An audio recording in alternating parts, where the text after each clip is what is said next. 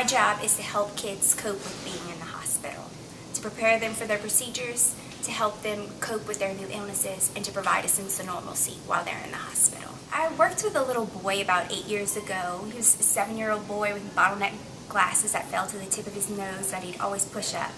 I'll never forget him. He spent 4.5 months of 6.5 months in the hospital. And I knew that you need some fresh air, you need a break. And so he started this passion that has continued through numerous patients, one of which is Dylan Moran. Son got diagnosed with leukemia. He was stuck in that room day in and day out, and we ended up noticing he just wasn't acting right. It's like he was just staring right through us, like he almost wasn't even there. I would sometimes ask favors if I could go out in the parking lot, and we'd lay on the grass and look at the stars, just trying to get out. But when he got around other kids in the hospital, he became a kid again. He wasn't a patient, he became my son.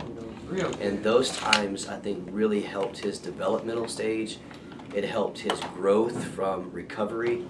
And ultimately, I think it just increased for good his health and growth process. Our desire is to create a healing garden, a place of respite for our patients, to take a break from being in their rooms, out of the confines of those four walls, and to get out and get some fresh air, to maybe play a board game outside, spend some time with family. It gives you a reset button. It just helps to break up the monotony of being in a room. It's not normal to sit in a bed all day, and so we would like to provide some normalcy for our kids, help them continue growing and developing while they're here. One of the things you'll see in the Healing Garden are tables and benches. The tables provide a place where patients can take a board game or a set of Legos or even a puzzle. In the center of our Healing Garden, you'll find a water ball.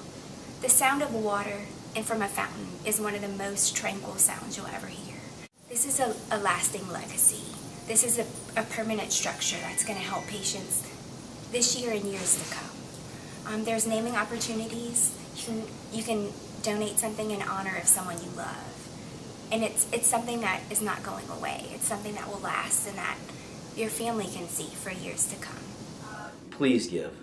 Out of the kindness of your heart, if it's an individual, a business, an organization, give. Because what you're giving to is really, in fact, healing.